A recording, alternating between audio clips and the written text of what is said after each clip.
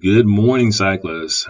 Just wanted to take a quick moment to give everyone an update in terms of where we are for this upcoming weekend.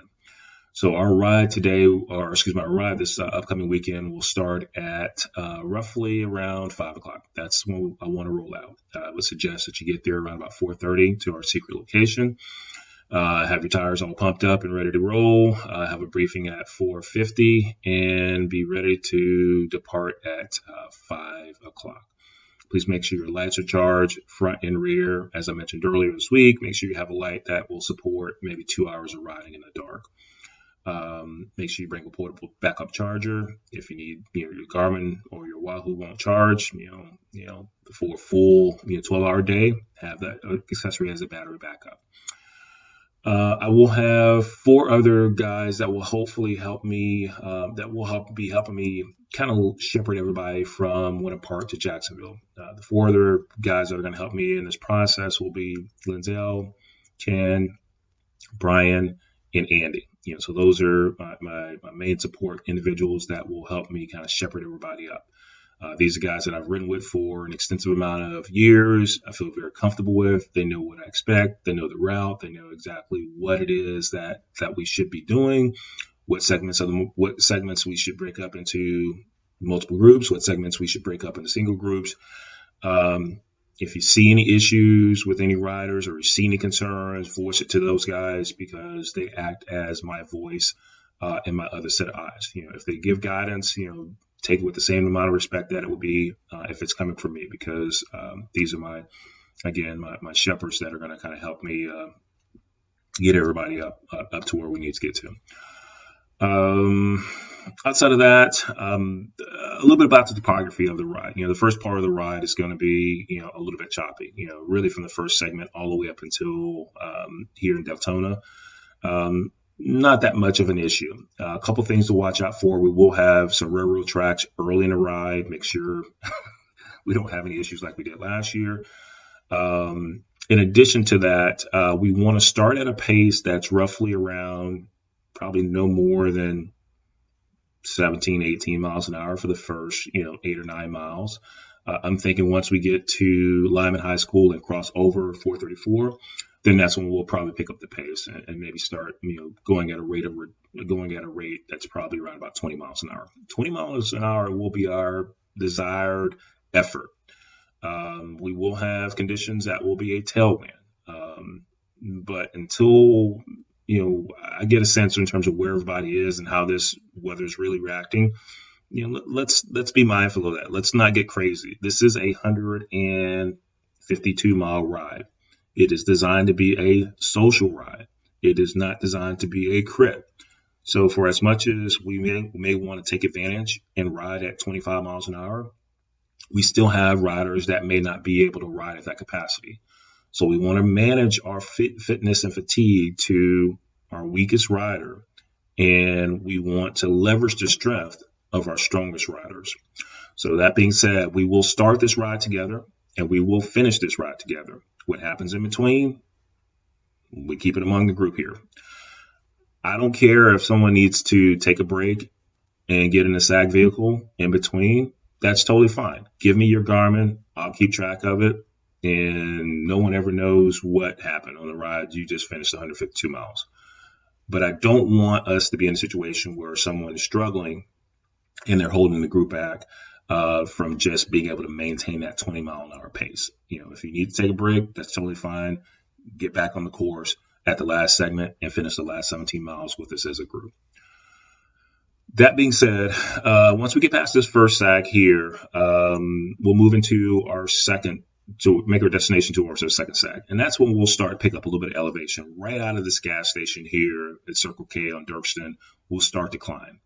And just be mindful of, we will have some change in topography, some rollers and some elevation, and we'll just have to dial back the pace. And we're not going to try to do 20 on rollers. We're going to try to use a more moderate effort to keep up pace with what we need to do.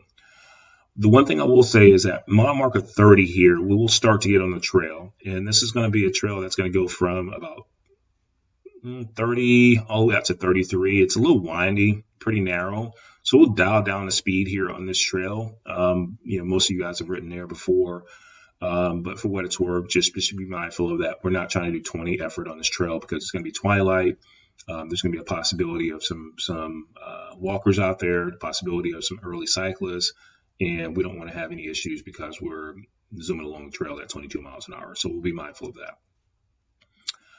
There is one more of the notation in this the second segment here that I want to highlight.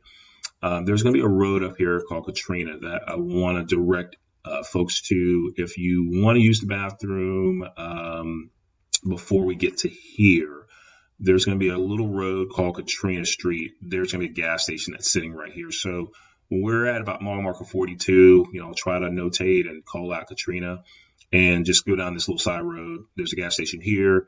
Once you're done, just roll up and meet us at this second at the primary gas station here, which is the Express Mart. From here, after the second sag, we'll have a really nice segment, probably my favorite segment of the course, where we can dial in and just kind of take in the scenery and just get into a really decent cadence and rhythm. We'll go from a mile marker about 44 up to a mile marker 60. And before we get to mile marker 60, we're going to be running parallel to State Road 17. And that's by design because I don't want to be on 17 because it's extremely busy. But once we get out to mile marker 57, we're going to break up into three separate groups. And those groups will be groups of 7. And that's really because we have a shoulder here that's a pretty decent sized shoulder, to work with. But the problem is that I don't want to have 22 people all riding in a single file like, little ducklings. The problem with that is that if there's debris, if there's something that we need to avoid, what could potentially happen is there could be a chain reaction because one person avoids it. And it's much safer to have, 7 people try to avoid something as debris, as opposed to 22 people trying to avoid debris. So once we go on and off 17, we'll call it as a group. We'll make it clearly known that we're going up into multiple groups. We'll say one group, group 2, and group 3. We'll all lead out that way, and that's for safety purposes. But once we get past on to 17, we're only going to be on there for a short period of time before we have the second or the third sag. This is going to be a Shell gas station. So this is where I mentioned earlier in the week that will be a perfect opportunity for those folks that need to use the bathroom. Go ahead and use it. The rest of us will make our way over to have lunch at Winn-Dixie, which is at mile marker 60, or mile marker 70 rather. So this could be an optional stop if you need to. If you don't need it, then we'll keep moving on to 70 and go ahead and have lunch, which is right here. This is in Crescent City. Outside of that, the rest of the route is pretty tame. We have another sag stop here at a gas station around about mile marker 85, 86.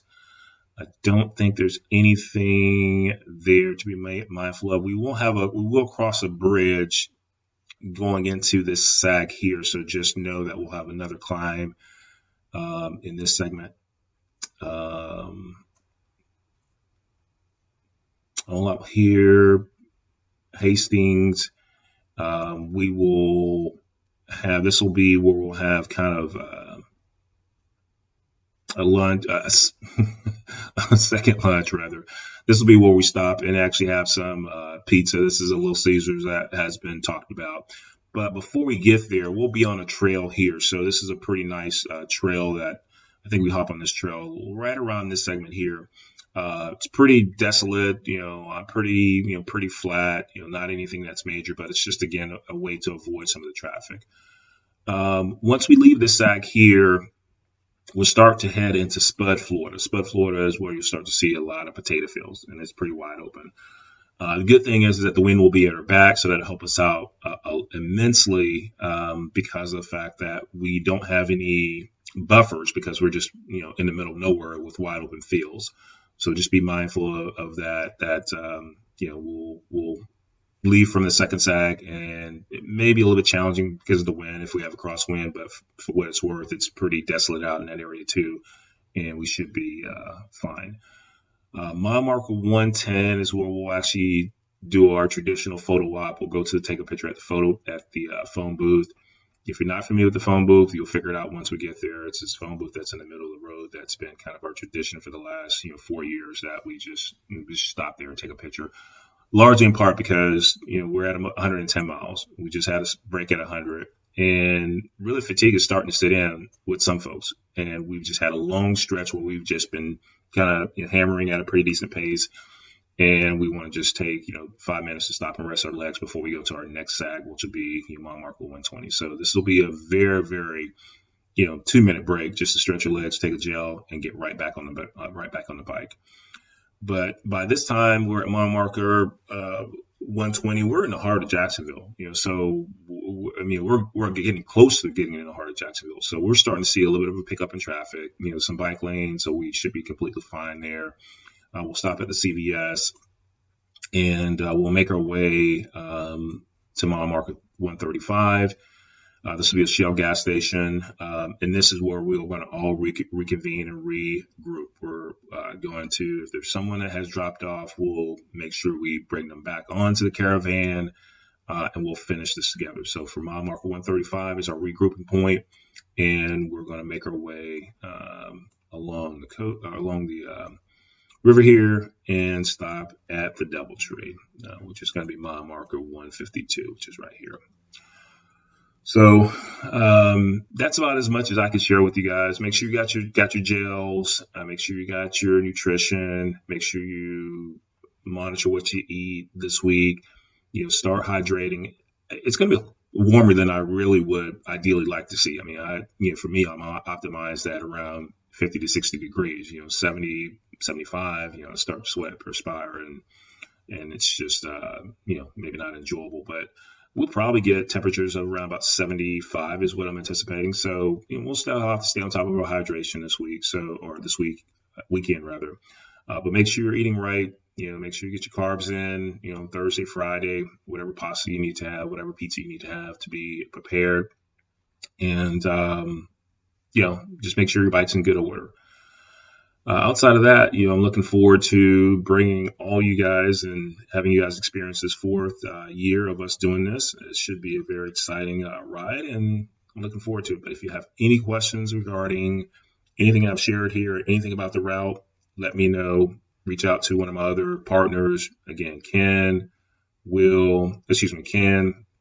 Brian, Andy, Linzel. These are all my eyes and ears. These guys know what to expect. They know exactly what we've done before in the past. They know how we do it. So if you can't reach me, check with one of those guys. They'll make a decision. Whatever decision they go with, I'm going to support it regardless. So that being said, looking forward to seeing you guys on Saturday morning. Be well, rest up, and be ready to ride.